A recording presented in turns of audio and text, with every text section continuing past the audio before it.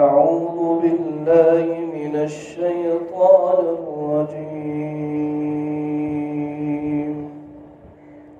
بسم الله الرحمن الرحيم. الحمد لله الذي أنزل على عبده الكتاب ولم يجعل له عوجا قيما لينذر بأسا شديدا من لدنه ويبشر المؤمنين الذين يعملون الصالحات أن لهم أجرا حسنا ماكثين فيه أبدا وينذر الذين قالوا اتخذ الله ولدا ما لهم به من علم ولا لآبائهم كبرت كلمة تخرج من أفواههم إن يقولون إلا كذبا فلعلك باخع نفسك على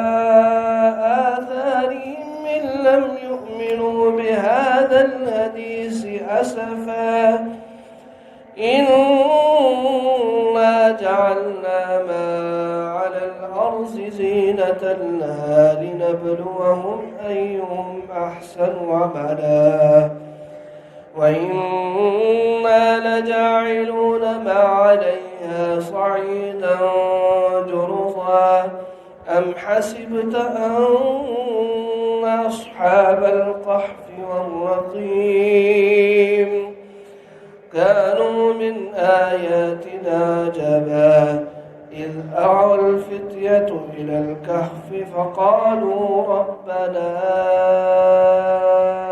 آتنا من لدنك رحمة وهيئ لنا من أمرنا رشدا فضربنا على آذانهم في الكهف سنين عددا ثم بعثناهم لنعلم أي الحزبين أحصى لما لبثوا أمدا نحن نقص عليك نبأهم بالحق إنهم فتية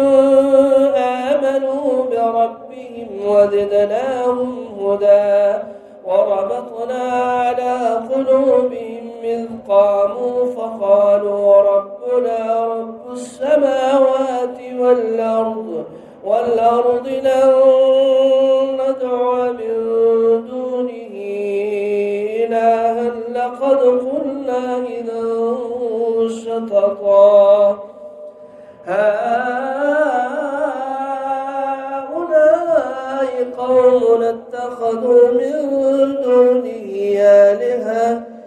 ولولا يأتون عليهم بسلطان بين فمن أظلم ممن افترى على الله كذبا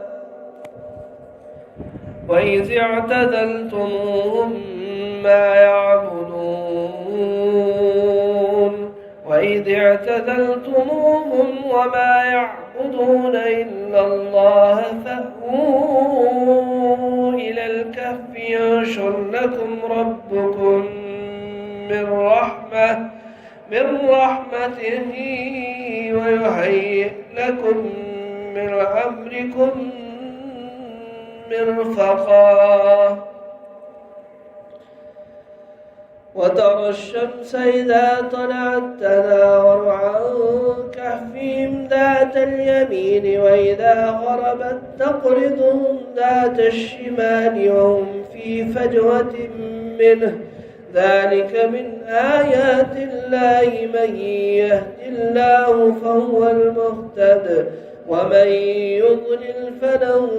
تجد له وليا مرشدا وتحسبهم أيقاظا وهم رقود ونقلبهم ذات اليمين وذات الشمال وكلبهم باسط ذراعيه بالوصيد لو اطلعت عليهم لوليت منهم فرارا ولملئت منهم رعبا وكذلك بعثناهم ليتساءلوا بينهم قال قائل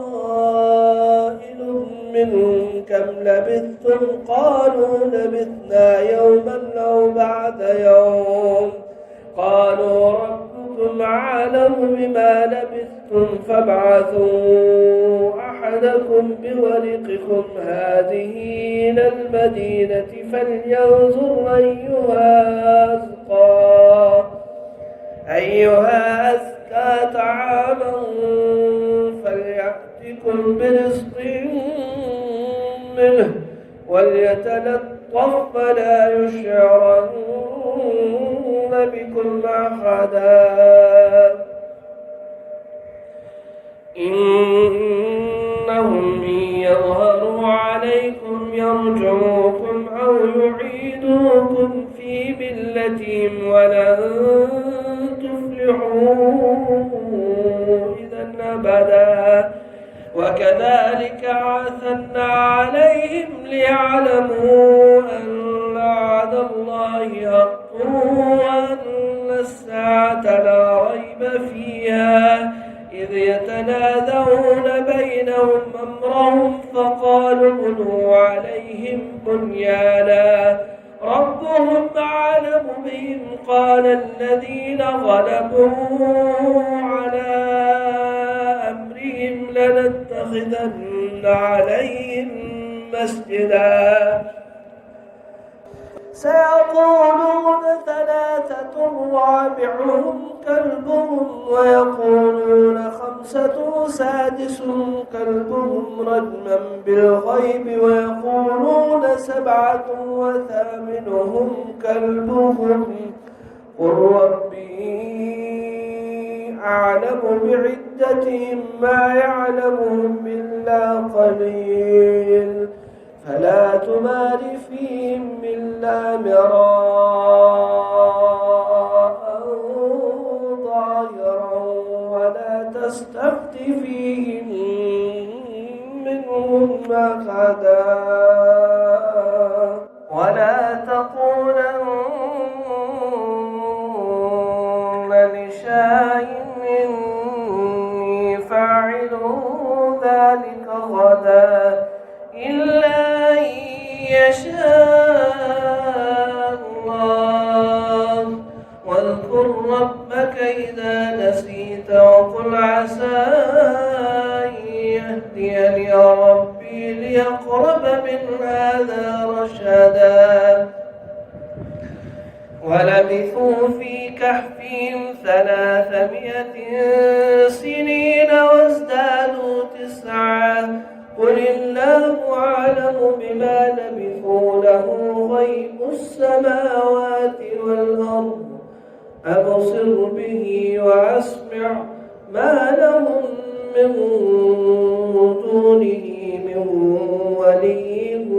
ولا يشرك في حكمه أحدا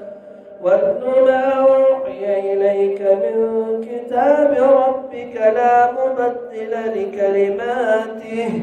ولن تجد من دونه ملتحدا واصبر نفسك مع الذين يدعون ربهم بالغداة والعشي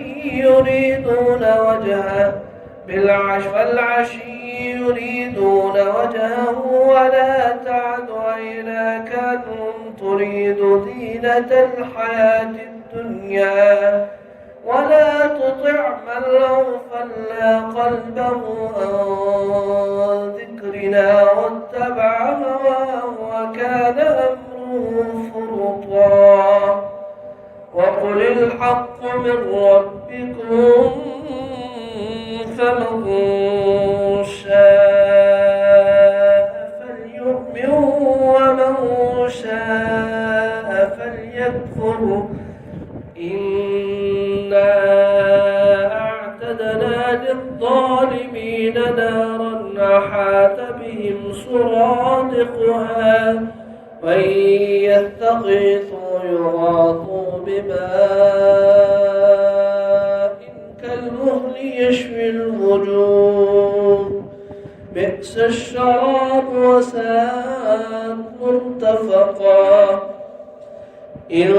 الذين آمنوا وعملوا الصالحات إنا لا نضيع أجر من أحسن عملا أولئك لهم جنات عدن تجري من تحتها الأنهار يحلون فيها من أسافر من ذهب ويلبسون ثيابا خضرا من سندس واستبرق متكئين فيها على الأرائك نعم الثواب وحسنت مرتفقا وضرب لهم مثلا رجلين جعلنا لأحدهما جنتين من أعناب وحففناهما بنخل وجعلنا بينهما زرعا كلتا الجنتين أتت أكلها ولم تظلم منه شيئا وفجرنا خلالهما نهرا وكان له ثمر فقال لصاحبه وهو يحاوره أنا أكثر منك مالا وأعز نفرا ودخل جنته وهو ظالم لنفسه قال ما أظن تبيد هذه أبدا وما أظن الساعة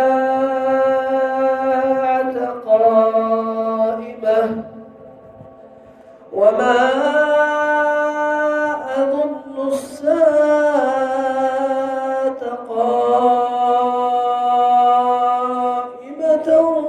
ولئن رددت إلى ربي لأجدن خيرا منها منقلبا قال له صاحبه وهو يحاوره أكفرت بالذي خلقك من تراب ثم من نطفة ثم سواك رجلا لكنه الله ربي ولا أشرك بربي أحدا ولولا إذ دخلت جنتك قلت ما شاء الله لا قوة إلا بالله إن ترني أنا أقل منك مالا وولدا فعسى ربي أن يؤتيني خيرا من جنتك ويرسل عليها حسبانا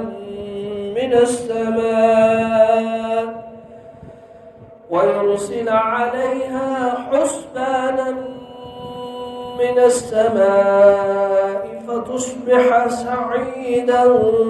زلقا أو يصبح ماؤها غورا فلن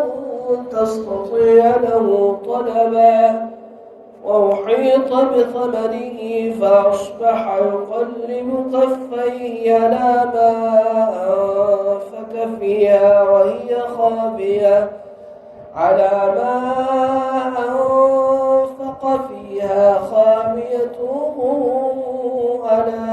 عروشها ويقول يا ليتني لم أشرك بربي أحدا ولم تكن له فئة ينصرونه من دون الله وما كان منتصرا الولاية لله الحق هو خير ثوابا وخير عقبا واضرب لهم مثل الحياة الدنيا كماء أنزلناه من السماء فاختلط به نبات الأرض فأصبح حشيما تذروه الرياح وكان الله على كل شيء مقتدرا. المال والبنون زينة الحياة الدنيا والباقيات الصالحات خير عند ربك ثوابا وخير عملا. ويوم نسير الجبال وترى الأرض بارزة وحشرناهم فلم نغادر منهم أحدا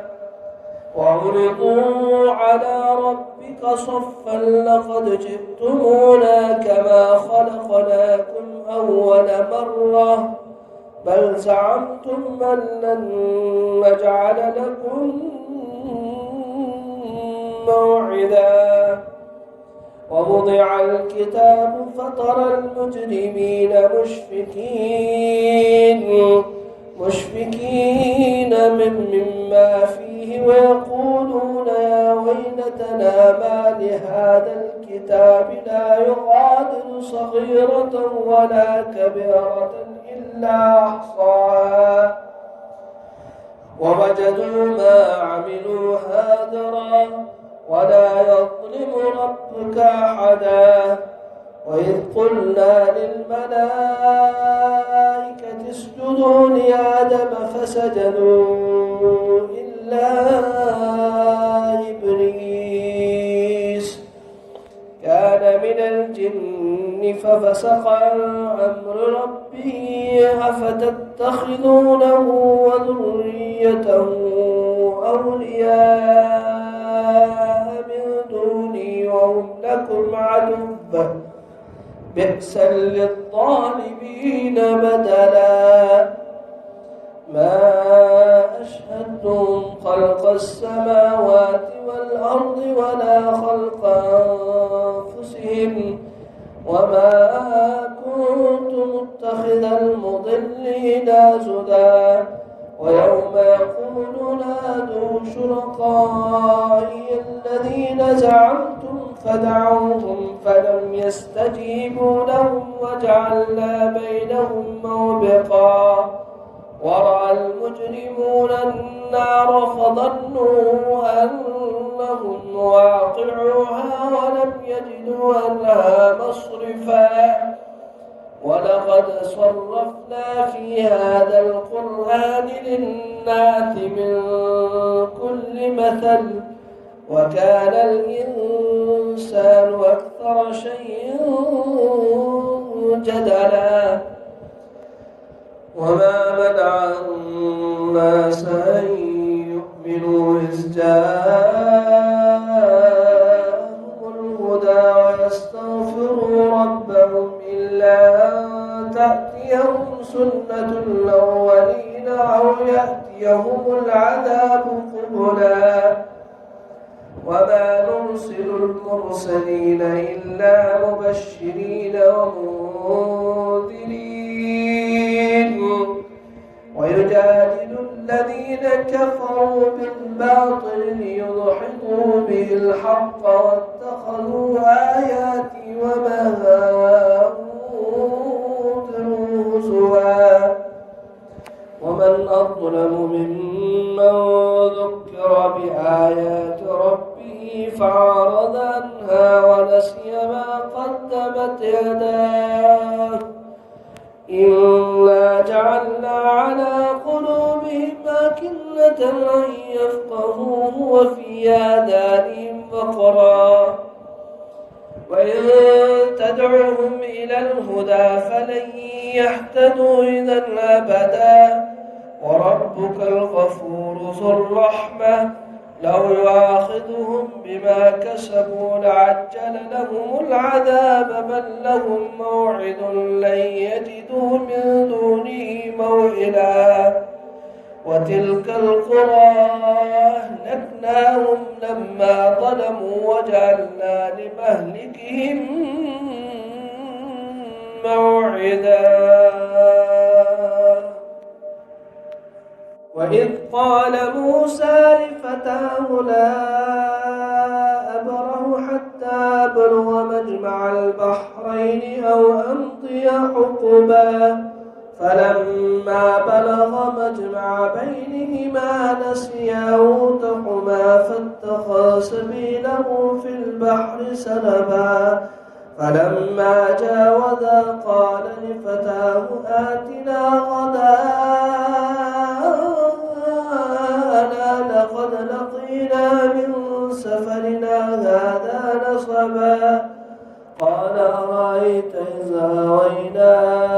إلى الصخرة فإني نسيت الحوت وما أنسانيه إلا الشيطان أن أذكره واتخذ سبيله في البحر يجبا قال ذلك ما كنا نبغي فارتد على آثارهما قصصا فوجدا عبدا من عبادنا آتيناه رحمة من عندنا وعلمناه من لدنا علما قال له موسى هل أتبعك على أن تعلمني مما علمت رشدا قال إنك لن تستطيع معي صبرا وكيف تصبر على ما لم تحط به خبرا وكيف تصبر على ما لم تحط به خبرا قال ستجدني إن شاء الله صابرا ولا أعصي لك أمرا قال فإن اتبعتني فلا تسألني عن شيء حتى أحدث لك منه ذكرا فانطلقا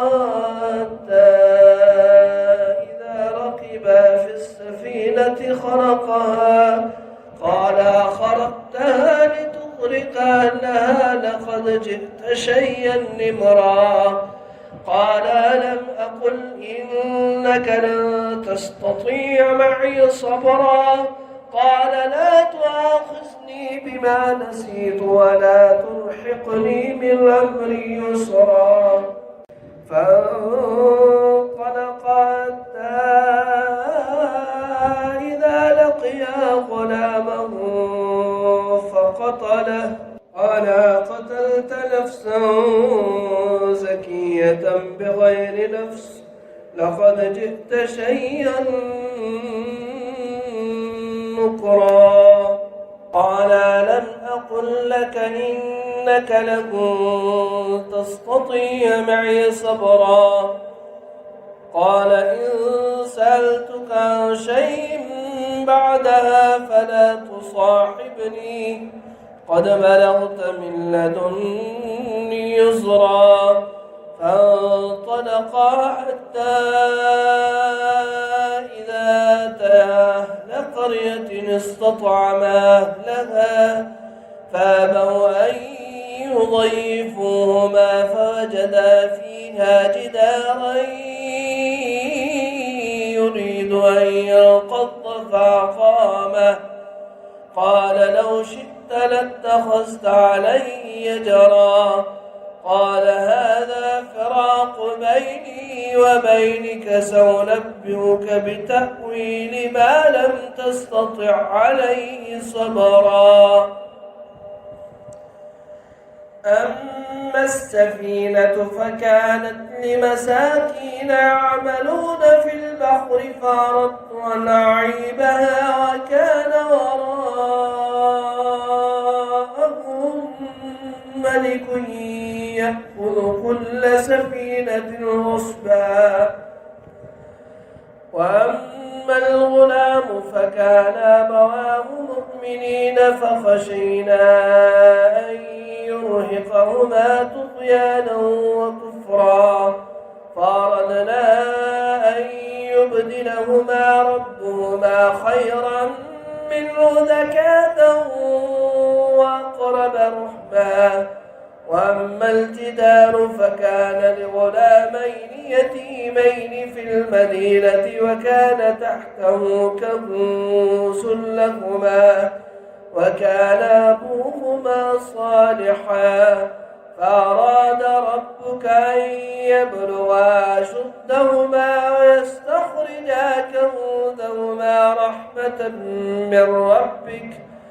وما فعلته عن أمري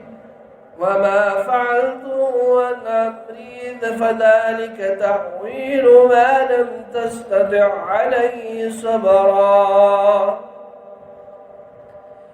ويسألونك عن ذي القرنين قل سأتلو عليكم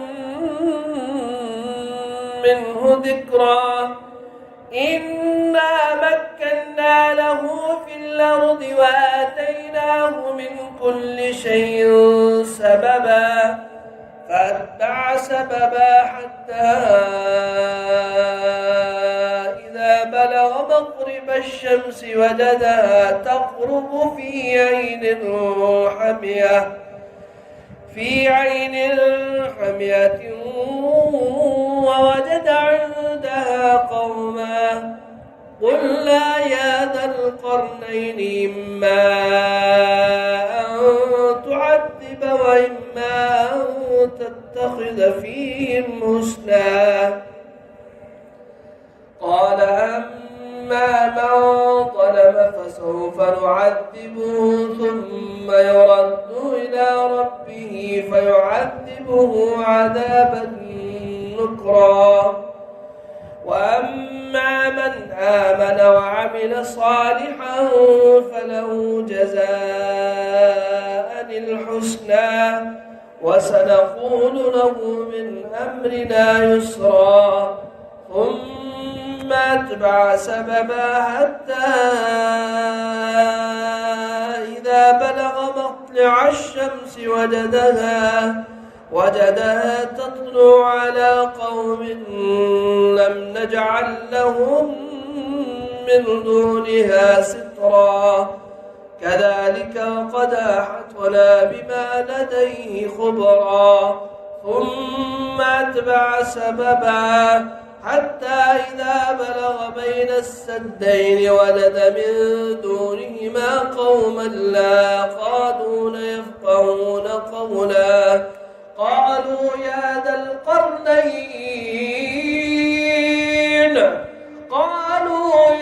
القرنين إن ياجوج وماجوج مفسدون في الأرض فهل نجعل لك خرجا على أن تجعل بيننا وبينهم سدا. قال ما مكني فيه ربي خير فأعينوني بقوة أجعل بينكم وبينهم ردما. آتوني زبر الحديد حتى إذا ساوى بين الصدفين قال انفخوا حتى إذا جعله نارا قال آتوني يفرغ عليه قطرا فما استطاعوا أن يظهروه وما استطاعوا له نقبا. قال هذا رحمة من ربي فإذا جاء وعد ربي جعله دكا وكان وعد ربي حقا. وتركنا بعدهم يومئذ يموج في بعد ونفخ في الصور فجمعناهم جمعا وعرضنا جهنم يومئذ للكافرين عرضا الذين كانت أعينهم في غطاء عن ذكري وكانوا لا يستطيعون سمعا أفحسب الذين كفروا أن